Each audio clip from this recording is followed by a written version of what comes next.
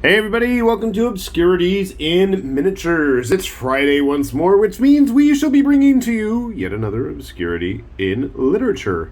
And oh my god, what a week it has been with school starting back in session and having to get back to that regular routine. It's been a tough one.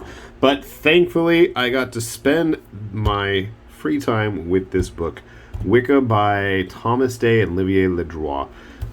Once upon a time, I know I've shown this before, but we picked up the bande dessinée, if I'm saying it correctly, of the French edition, and I absolutely fell in love with the quality of the artwork. Just absolutely gorgeous. And I may be a bit biased because I was a big fan of Ledroit's stuff, having read Requiem, having read Shaw, and I don't know if it was just based on Pat Mills' writing that I was really into, but the art definitely really struck a note. There's a lot of cool stuff to really appreciate. This is the kind of book that you're going to want to sit there and pore over, and thankfully, Titan really came through with this one.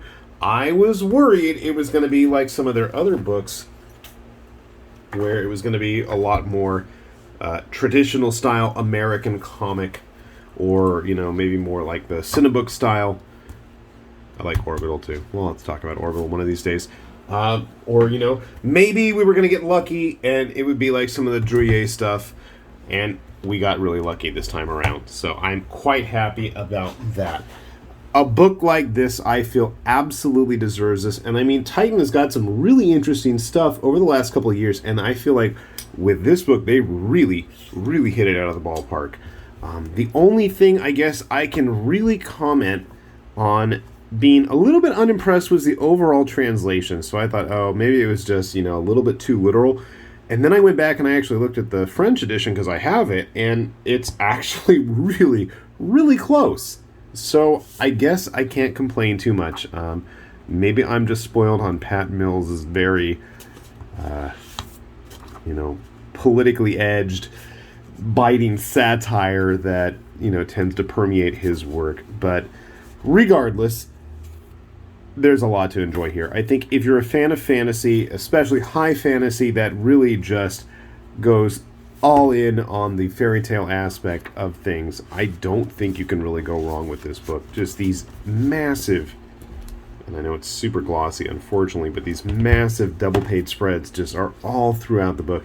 And this does collect the entire French edition of the story. I want to say there's at least 3, possibly 4 books. I know I only have the first one, but I remember seeing a few more outside of that. Now, the story itself is pretty straightforward. I'm not going to spoil it or go into it too in depth. You have a lot of family bickering, you have a lot of tragic backstories, and there's all kinds of fun stuff happening with interesting characters and, you know, subplots going on there as well. Lots of heroic sacrifices. Not that we're going to see them all. But you can tell that Ledroit was just absolutely enjoying himself while he painted this. Drew this, I should say. Well, maybe he did paint it too. I don't know if he did the colors as well. I know in some of his earlier works he did both art and color. Does it say anything in here? I'm not seeing it. No, maybe he did do the colors too. So we have the other witches. So basically you have a big power struggle. The King of the Elves is gone. Family members fighting over the throne. The true heir and all that jazz. There's a lot to enjoy here. Like I said, though, to me, I felt that the writing was a bit stilted. That could just be my own personal tastes.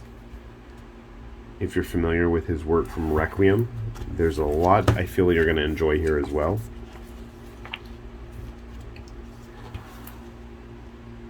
Just the level of detail in the armor and stuff.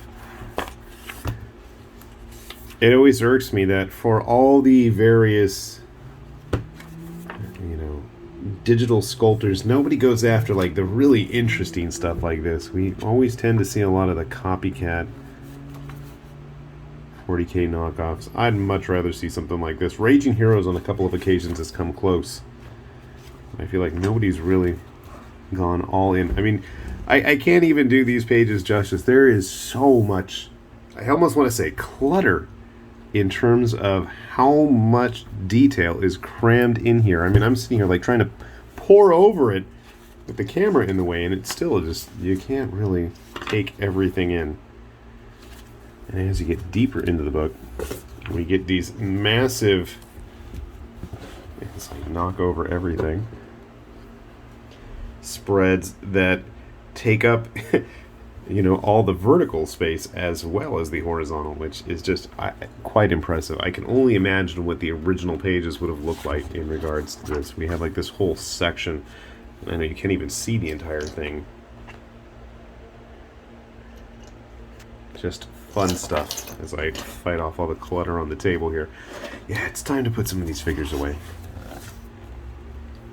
The other thing that I absolutely appreciate Titan for doing is putting this book out at a reasonable price for the size, for the quality. It's hardcover, for the amount of content.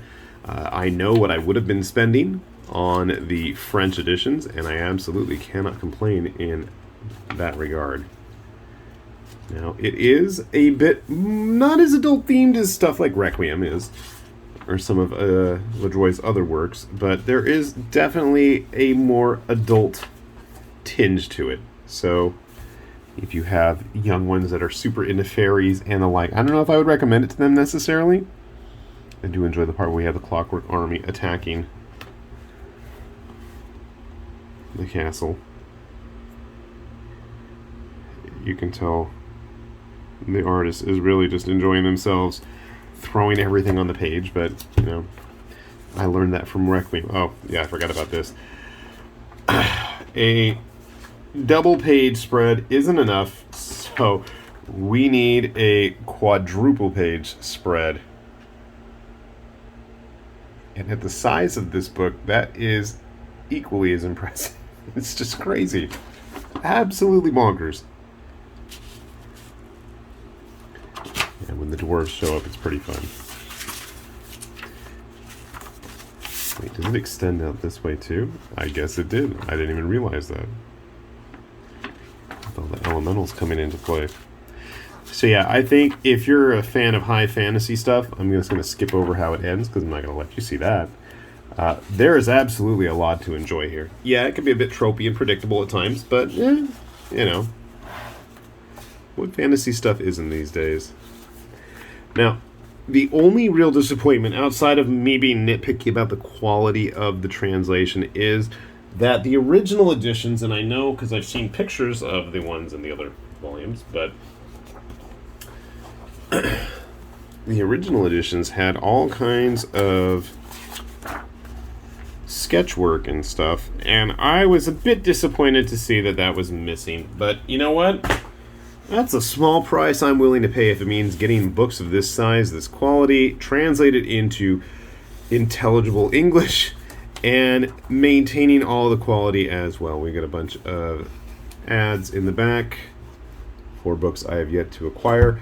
Most of these, I know Sad Express seems to be the French sub-genre, sub-line of Titan for all the acquisitions that they've acquired in that regard.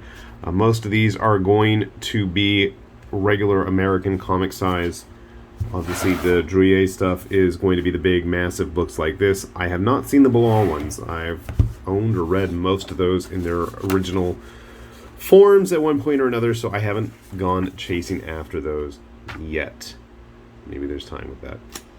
But honestly, cool stuff. I'm going to put a link down below if you haven't had a chance to check this out. Absolutely massive book. Absolutely gorgeous book. And if you dig fantasy art as I lose control of the tripod here again, hopefully there's going to be some stuff you like there. With that said, this has been High Lord Tamberlane with Obscurities and Miniatures, saying thanks for watching, and we will see you back here soon. Bye-bye.